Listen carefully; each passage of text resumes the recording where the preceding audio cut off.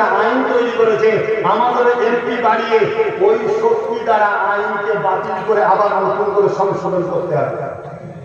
3 নম্বর শেষ কি আন্দোলনকে বাড়াতে। সেই আন্দোলনটা কেমন হবে?